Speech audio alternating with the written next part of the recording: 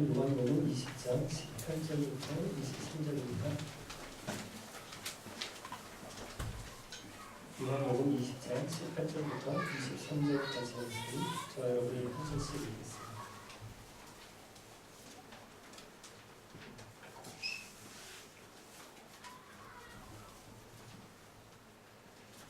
막달라 마리아가 제자들에게 가서 내가 주님을 보았어요 라고 말했습니다. 그리고 예수님께서 자기에게 하신 말씀을 전하였습니다.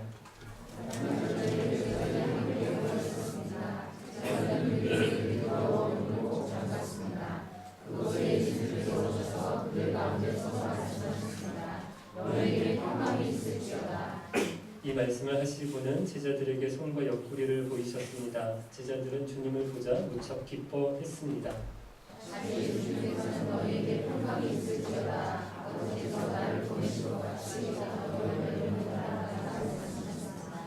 이 말씀을 하시고 그들을 향해 숨을 내쉬며 말씀하셨습니다. 성령을 받아라.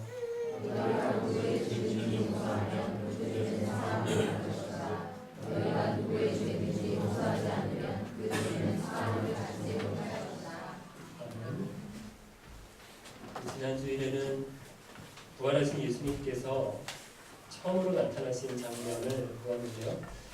누구를 만나주셨나요? 막달라 마리아를 만났습니다. 무덤에 들어와서 울고 있는 막달라 마리아를 만나주셨어요. 마리아가 처음에는 예수님을 못 알아봅니다. 동산 정원 관리인이다라고 생각을 했어요. 그런데 마리아야라고 불러주시는 주님의 음성을 듣고 예수님인 줄 알죠. 그래서 예수님을 붙잡는데 예수님이 마리아에게 뭐라고 하시는가 하면 나를 계속 붙잡고 있지 마라 말씀하세요. 무슨 의미인가요? 아직 아버지께로 올라가지 않았으니까 아직 아버지께로 올라가지 않을 거니까 붙잡지 말라. 계속 붙잡고 있지 말라. 끝이라고 생각하지 말라라고 하는 의미고요. 더 깊은 의미는 이제까지는 육으로 만나주셨는데 앞으로는 영으로 만나주실 거다. 영으로 교제하실 거다라고 말씀을 드렸습니다. 그래서 여러분 예수님 부활하셨어요. 그래서 우리와 예수님 사이에 새로운 관계를 세워주셨는데 지난 주일에 두 가지를 살펴봤습니다. 첫 번째가 예수님과 영으로 교제하게 되었다는 거죠. 예수님을 믿는다고 우리가 예수님을 직접 눈으로 보고 그분의 음성을 직접 우리 귀로 듣고 그분을 만지고 하는 건 아닙니다. 내 속에서 살아계신 예수 그리스도 부활의 영이신 예수님께서 말씀을 생각나게 하시고 예수님의 뜻을 따르고 싶은 마음이 들게 해 주신다는 거. 그래서 돈이 들고 시간이 들어요. 귀찮은 일이고 굉장히 수고스럽고 힘든 일입니다. 그런데 하나님을 위해서 하고 싶은 마음이 들어요. 사람들을 위해서 돕고 싶은 마음이 들고 섬기고 싶은 마음이 들면 이거 누가 주신 것이다? 성령님 예수 그리스도의 영이 주신 것이다. 내가 안 착하거든요. 그런 기특한 생각 안 생겨요. 그런데 내 속에 계신 예수 그리스도의 영이 들게 해주신 생각이다 라고 했습니다. 그때 바로 순종하자라고 말씀을 드렸어요. 사단이 자꾸 어떻게 한다고요? 마귀가 다음에 해 이루게 하는데 바로 순종하자라는 말씀 드렸고요. 두 번째 새로운 관계는 예수님과 형제가 되었습니다. 예수님도 하나님을 아버지라고 부르세요. 그리고 우리도 하나님을 아버지라고 부를 수 있도록 해주셨어요. 그래서 예수님과 우리가 형제가 되었다. 그래서 더 깊은 교제를 누리셔야 한다라는 말씀을 드렸습니다. 오늘 본문은 예수님을 만난 막달라 마리아가 제자들에게 찾아가서 이야기를 하는 장면부터 시작합니다. 내가 주님을 보았어요. 라고 막달라 마리아가 제자들에게 이야기를 하고요. 그 다음에 예수님이 제자들에게 찾아오신 이야기인데 19절 말씀을 같이 한번 읽어볼까요? 19절 같은 날 저녁에 제자들이 함께 모여 있었습니다. 제자들은 유대인들이 두려워 문을 꼭 잠갔습니다. 그곳에 예수님께서 오셔서 그들 가운데 서서 말씀하셨습니다. 너희에게 평강이 있을지어다. 같은 날 저녁이라는 말은요. 막달라 마리아가 예수님을 본 날, 보고 제자들에게 찾아온 날, 내가 주님을 봤어요 라고 말한 바로 그날 저녁이다라는 말입니다. 이날 예수님께서 제자들을 찾아오시는데 제자들이 어느 집에 같이 모여 있어요. 근데 어떻게 했냐면 문을 꼭 걸어 잠갔다라고 되어 있습니다. 유대인들이 두려워서 문을 잠갔다고 되어 있어요. 그럼 오늘이 이날이 일요일인데 주일인데 3일 전 금요일 예수님께서 유대인들에게 체포되시고 목요일날 밤에 체포되시고 금요일날 십자가에 달려서 돌아가셨습니다. 그러니까 제자들이 이런 마음이 있는 거예요. 예수님을 따라다니던 자기들도 예수님처럼 잡혀가는 거 아니냐, 자기들도 십자가에 달리는 거 아니냐, 이런 겁이 났던 겁니다. 그래서 어느 집에 몰래 숨어 있으면서, 이 제자들이 같이 숨어 있으면서 문을 걸어 잠가 두고 있었던 겁니다. 그런데 예수님께서 이들이 있는 곳에 나타나시는데 띵동 하고 배를 누르고 누구세요? 나다. 뭐 이래가지고 들어가셔서 제자들을 만나신 게 아니에요. 어떻게 들어오셨어요? 느닷없이 제자들이 있는 방에 들어와. 그러니까 제자들은 갑자기 예수님께서 들어와 계신 것을 보게 된 겁니다. 이게 무슨 유령처럼 들어오신 거예요. 여러분 이 부분을 놓고 해석들이 엇갈리는데요. 문이 잠겨 있는데 들어오셨잖아요.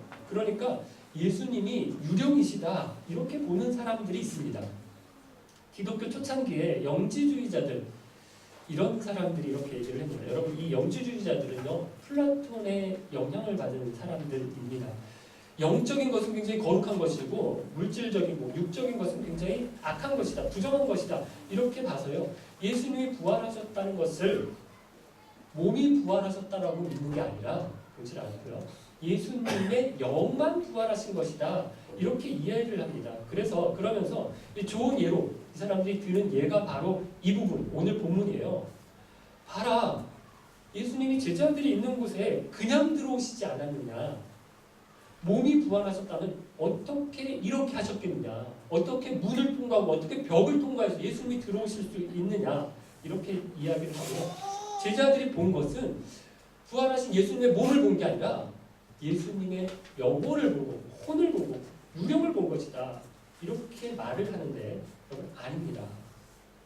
우리가 이 점을 잘 이해해야 되는데요. 예수님이 부활하셨을 때 분명 영만 부활하신 것이 아니에요. 육이 함께 부활을 하셨어요. 그런데 제가 좀 다르다라고 말씀을 드렸습니다. 변형이 되셨다, 변화되셨다 이렇게 말씀을 드렸는데 이전에 가지고 계셨던 예수님의 몸과는 조금 다른 몸을 가지고 부활하셨다라는 거예요. 그래서 지난주 본문에 보면 막달라 마리아도 예수님을 보는데 금방 알아보지를 못합니다. 예수님이다라고 생각하지 못해요. 동산직인 줄 알았다라고 되어 있어요. 누가복음에 보면 엠마오로 가는 제자들이 예수님과 만나거든요. 그래서 한참 같이 길을 가면서 이야기를 나눴어요. 그런데 제자들이 예수님을 예수님으로 알아보지를 못했습니다. 나중에 알아봤어요. 모습이 달라지셨다라는 거예요. 그럼 부활하신 예수님이 몸도 함께 부활하셨다는 것을 어떻게 아는가 하면 다음 주일 본문인데 도마에게 예수님께서 나타나십니다. 그래서 도마에게 뭐라고 말씀하십니까? 네 손가락을 여기 넣어봐라. 여기 옆구리에 창에 찔린 그 옆구리에 구멍에 손을 넣어보아라. 이렇게 말씀하시는데 몸을 입고 계셨다라는 거예요. 예수님께서 또 제자들에게 나타나셔서 같이 제자들과 이야기를 나누시고 식사도 같이 하십니다.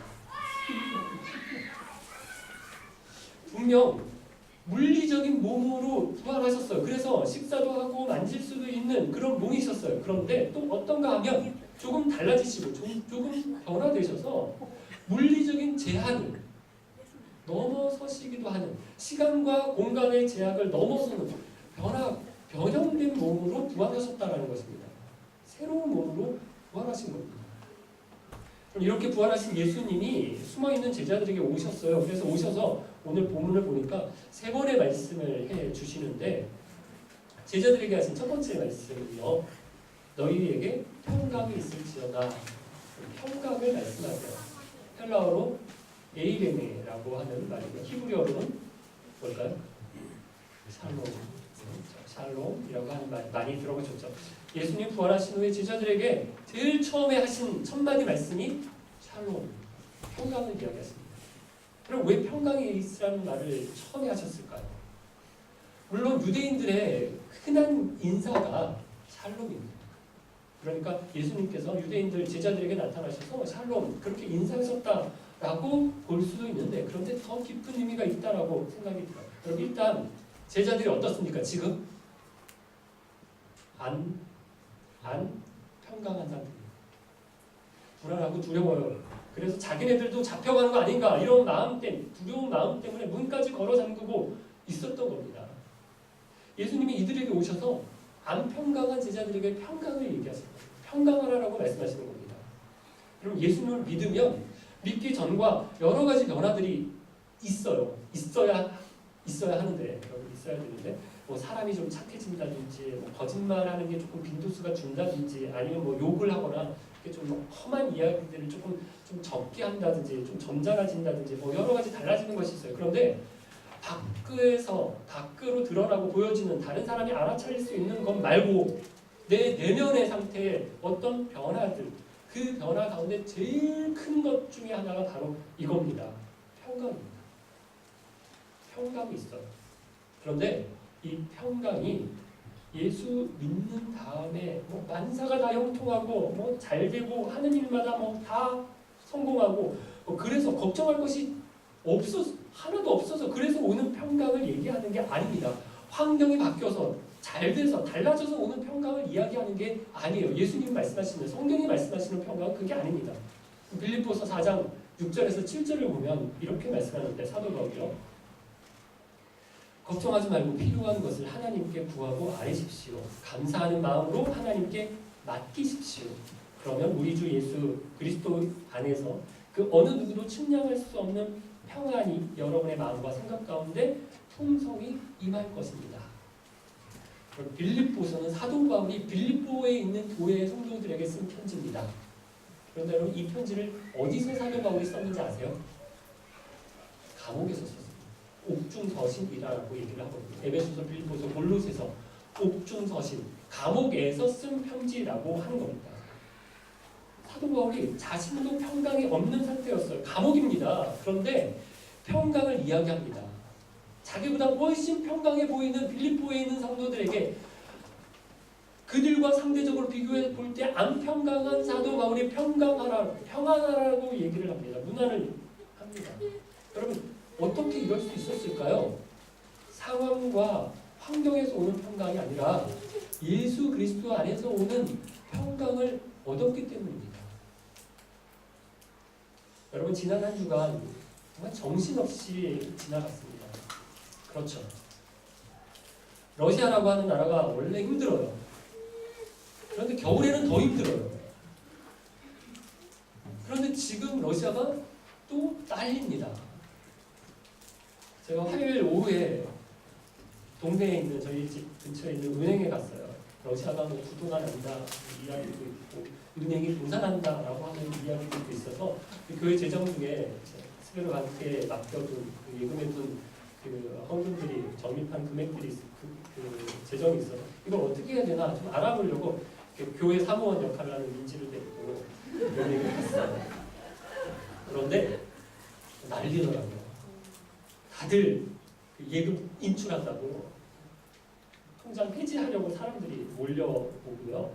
환전을 하는 쪽은 사람들이 줄을 길게 서서 번호 뽑고 계속 대기 중에 있어요. 처음에는 달러가 저희가 은행에 들어갔을 때 69였어요. 조금 있다가 보니까 72라고 얘기를 했거든요. 조금 있으니까 다시 80으로 이게 올랐어요. 저희가 나올 때 보니까 85를 찍더라고요. 한 1시간 반 정도 있었나? 69에서 85까지 갔어요. 다들 은행원들이 쭈루루 나와서 그 환율 이렇게 체크하는 거에 사람이 나와서 환전을 안 해줘요. 지금 환율 조정하고 있으니까 못한다 이러면서 환율 조정 안 해주면서 사람이 와서 계속 고치는 거예요. 15분마다 20분마다. 근데 그거 고치고 있으니까 다들 은행원들이 줄을 몰려와가지고 뭐야 미쳤어. 자기들도 놀라는 거죠. 지금은 조금 안정이 된 것 같은데 그래도 예전에 비해서 2배 뛰었지만 이 러시아가 앞으로 어떻게 될지 모르는 상황이죠. 이성주 선교사님 말씀을 들으니까 얼마 전에 주재원으로 오신 분이 2달 정도 되셨대요. 한국으로 복귀를 하셨대요. 이제 적응한다고 막 차도 2대를 구입을 하고 막 적응하려고 2달 동안 막 애를 쓰셨는데 갑자기 주재원 복귀, 한국 복귀 명령을 내려서 갑자기 들어왔다라는 거예요. 차 팔고 막 정리해가지고 후다닥 들어갔다는 거죠. 한국 인터넷을 봐도 요즘 러시아 이야기들로 막 넘쳐납니다. 러시아 사람들도 막 사재기를 시작하고 있고요. 물가가 엄청나게 올라간다라고 하죠. 참 불안불안한 상황입니다. 저도 막 심장이 떨려요. 가진 거 별로 없는데 이걸 어째 봐야 되나? 뭘 나가서 나도 뭘 사봐야 되나? 뭘 사 어떻게 해야 되나? 라는 생각이 막 들어요. 근데 여러분, 예수 그리스도 안에서 오는 평강을 누리시기를 바랍니다. 환율이 어떻든지 간에, 경제가 어떻고 나라가 어떻고 형편이 어떻게 되든지 간에 하늘로부터 오는 평강, 이제 부활하신 우리 주 예수 그리스도께서 주시는 평강을 누리시는 저와 여러분 되시기를 바랍니다. 그런데 어떨 때 이런 평강을 누릴 수 있을까요? 제가 공동체 프로그램을 하면 활동 프로그램 가운데 하나 하는 것이 있는데, 저희 교회에서도 몇 년 전에 이제 신년 수련회를 가서 한번 한 적이 있어요. 여기 기억하시는 분들이 계실 텐데, 한 8명 정도가 한 조가 됩니다. 8명이 한 조를 이루고요. 둥그렇게 섭니다. 8명. 그리고 한 명씩 안으로 들어가요. 들어가서 눈을 감고 5바퀴를 제가 돌라고 하죠. 5바퀴를 눈을 감고 막 돈 다음에 속으로 셋을 쉬고, 하나, 둘, 셋을 쉬고 어떻게? 뒤로 넘어지라고 얘기를 드려요. 그러면 이제 셋을 쉬는 동안에 이제 이 사람이 넘어지는 뒤편에 있는 이제 7명 정도 되겠죠. 7명 중에서 바로 뒤편에 넘어지는 정면에 있는 사람이 이제 뒤에서 받치고, 옆에 있는 분들이 이분이 이제 감당이 몸무게가 안 되니까 이제 옆에서 이렇게 받치고 한 분은 이렇게 받치고, 3분 정도가 이분 넘어지는 것을 받치는데, 제가 넘어질 때 각도를 뭐 80도에서 이렇게 받치면 안 된다, 45도 넘어가야 받치라라고 말씀을 드리거든요. 그러니까 어떻습니까? 이 넘어지시는 분들이 굉장히 불안하신 거예요. 이게 내가 이렇게 해서 펑 넘어가면 이 뒤에 있는 사람들이 나를 못 받치면 어떻게 되죠? 사고가 나는 겁니다. 머리가 깨지는 이제 큰 사고가 나요. 그러니까 불안하니까 이렇게 넘어지시다가 어떻게 해요? 슬쩍 뒷걸음을 치시면서 발을 빼시면서 이게 이렇게 못 하세요. 몇 번 연습해도 안 되시는 분들이 있어요. 이런 분들은 뭐가 많은 분? 의심이 굉장히 많으신 분, 사람을 쉽게 안 믿으시는 분, 이런 분이죠. 반듯하게 넘어지기가 쉽지 않습니다. 어떨 때 넘어지게 되는가 하면 뒤에 사람들이 믿을 만하다, 나를 받쳐줄 수 있다 라고 할 때, 믿을 때 넘어갈 수 있어요. 여러분, 맡기시는 겁니다. 맡길 때 평강입니다. 내가 할 수 있는 것은, 여러분, 내가 할 수 있는, 해결할 수 있는 것은 하세요. 최선을 다해서 머리를 싸매고 최선을 다해서 힘을 다해서 내가 할 수 있는 거 하세요. 그런데 내 영역을 넘어선 거, 내가 어떻게 할 수 없는 거, 그럼 어떻게 돼요? 기도로 맡기시는 겁니다. 내가 어떻게 할 수 없는 것 가지고 붙잡고 불안하고 두려워하고 걱정하고 근심하지 말고 평강을 누리시려면 그건 맡기세요. 기도로 맡기세요. 하나님이 알아서 하실 것을 믿고 맡기세요. 맡길 때 평강이 오는 것입니다. 믿으십니까? 두 번째, 예수님이 제자들에게 하신 두 번째 말씀은 보낸다고 하세요. 21절인데 다시 한번 읽어볼까요? 21절. 다시 예수님께서는 너희에게 평강이 있을지어다. 아버지께서 나를 보내신 것 같이 나도 너희를 보낸다 라고 말씀하셨습니다. 21절을 보면 다시 한번 평강이 있을지어다 말씀하십니다. 굉장히 평강이 중요하다는 거예요. 그리스도인들의 특징이라는 겁니다. 그 다음에 아버지께서 나를 보내신 것 같이 나도 너희를 보낸다라고 말씀하세요. 여러분, 평강이 있어야 됩니다. 교회 공동체에, 그리고 예수 그리스도를 믿는 저와 여러분에게 평강이 있어야 돼요. 하나님, 우리 아버지와 예수, 우리 형제가, 예수님 우리 형제가 되시거든요. 그래서 하나님을 모르는 사람들, 예수님을 안 믿는 사람들하고 저희가 다른 게, 우리는 평강이 있고 저들은 안 평강하잖아요. 그런데 평강만 누릴게요, 이러고 있으면 우리가 안 돼요. 반드시 평강이 있어야 되고요. 평강한 사람에게 예수님께서 주시는 두 번째 말씀이 사명입니다. 분부하십니다. 명령하십니다. 뭐라고요? 보냄을 받았다라는 거예요. 우리를 보내시겠다라는 거예요. 예수님께서 아버지의 부르심을, 보내심을 받아서 이 땅 가운데 오셨잖아요. 성탄절. 그런데 이제 부활하신 예수님께서 우리를 보내시겠다라는 거예요. 여러분, 이 말씀이 다 뭐 선교사로 나가야 된다, 신학교를 가시라, 여러분 이 말 아닙니다. 저는 이런 분들 좀 말리고 싶어요. 신학교에 신학생이 넘쳐요. 선교사들 너무 많아요.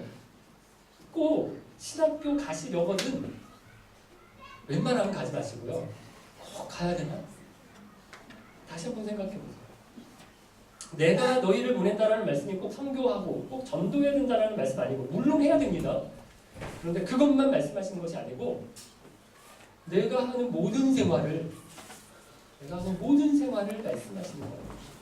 내일 직장에 나가고, 내가 내일 학교에 나가서 내가 하는 모든 일들, 모든 생활을 만나는 모든 사람들에게로 가라는 것입니다.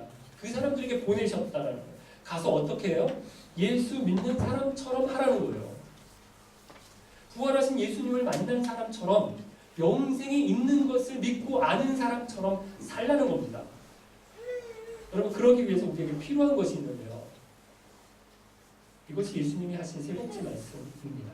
22절, 23절 말씀 같이 한번 읽어볼까요? 22절, 23절. 이 말씀을 하시고 그들을 향해 숨을 내쉬며 말씀하셨습니다. 성령을 받아라. 너희가 누구의 죄든지 용서하면 그 죄는 사함을 받을 것이다. 너희가 누구의 죄든지 용서하지 않으면 그 죄는 사함을 받지 못할 것이다. 성령을 받아야 한다라고. 우리가 세상 가운데 나가서 예수님이 보내신 사람처럼 살려면 우리 힘, 내 힘으로 그렇게 살면 안 되고, 성령의 힘으로, 성령 받아서 성령이 주시는 능력으로 살아야 한다라고 하는 말씀이에요. 그런데 여러분, 여기 재미있는 것이 예수님께서 성령을 받아라 라고 말씀하시면서 어떻게 하시는가 하면, 제자들을 향해 숨을 내쉬면서 이 말씀하세요. 여러분, 뭔가 떠오르는 것이 없나요? 숨을 내쉬면서, 제자들에게 숨을 내쉬면서 성령을 받아라 라고 말씀하시는데, 성경에 비슷한 장면이 나오는 것 같지 않으세요? 창세기, 그죠? 창세기에 나오죠. 예수님, 하나님께서 사람을 창조하실 때 흙으로 사람을 빚으시고 그 코에 생기를 불어넣으셨다라고 하셨거든요. 예수님이 여기서 하신 일이 창세기에서 하신 것과 꼭 같은 일입니다. 마치 사람을 처음 만드실 때처럼 제자들에게 지금 그렇게 생기를 주시는 것입니다. 무엇을 말씀하는 건가 하면, 예수님이 지금 제2의 창조를 하신다는 거예요. 예수님이 지금 다시 창조하시는 것입니다. 제자들을 새롭게 만드시는 거예요. 여러분, 예수님의 부활이 새 창조의 처음입니다. 첫 열매입니다. 원조세요. 부활의 몸을 입고 부활하신 것이 새 창조의 첫 번째였어요. 첫 모델이었어요. 요한계시록에 나오는 새 하늘과 새 땅, 새 예루살렘, 새 에덴 동산을 예수님께서 다시 창조하실 거예요. 이것이 하나님 나라죠.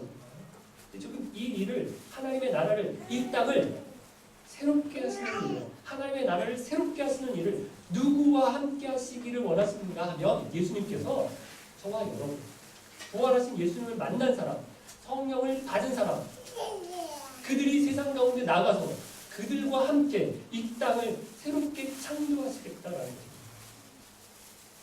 그래서 제일 먼저 제자들을 새로 창조하시고 만물을 새롭게 하라고, 만물에, 세상 가운데로 가라고 명령하시는 거예요. 직장에 가서, 학교에 가서, 가정에서 새 창조의 일을 하라는 것입니다. 헝클어졌어요. 망가졌습니다. 거짓과 불이, 탐욕으로 물든 이 세상을 하나님이 다스리시는 것처럼 새롭게 하라는 말씀입니다. 내가 보내니까 성령으로 새롭게 된 너희들이 가서 새롭게 하라는 것입니다. 그래서 갈라디아서 2장 20절 말씀을 보면요, 이제는 내가 사는 것이 아니라 내 안에 계신 그리스도께서 사시는 것입니다. 내가 지금 내 몸 안에 사는 것은 나를 사랑하셔서 나를 구하시려고 자기 몸을 바치신 하나님의 아들을 믿는 믿음으로 사는 것입니다. 이렇게 말씀하는데요. 새로운 피조물, 새롭게 지어진 사람들은 내가 사는 게 아니라 내 안에 성령으로 함께 계시는 예수님의 영으로 그분의 능력으로 새로운 사람으로 사는 것입니다. 새로운 삶을 살아서 내가 밟는 땅, 내가 가는 곳, 내가 만나는 사람, 내가 하는 일을 새롭게 해야 한다라고 하십니다. 여러분, 내가 있는 이곳에 다른 사람이 아니라 내가 있어서, 내가 해서, 내가 이 자리에 있어서 다른 것이 있습니다. 직장에서 일을 하는데 나라서 다른 것이 있나요? 뭐 실적을 많이 올리고 뭐 성과를 많이 내라는 게 아니라요. 내가 아니라 어떤 사람이 오더라도 별반 다를 것이 없나요? 다른 사람이 아니라 나라서 내가 만나는 사람이 이 사람 참 많이 복받았다. 이 사람 참 나 때문에 행운을 얻었다. 이렇게 생각하는 것이 있나요? 여러분, 있어야 됩니다. 이런 것이 있어야 돼요.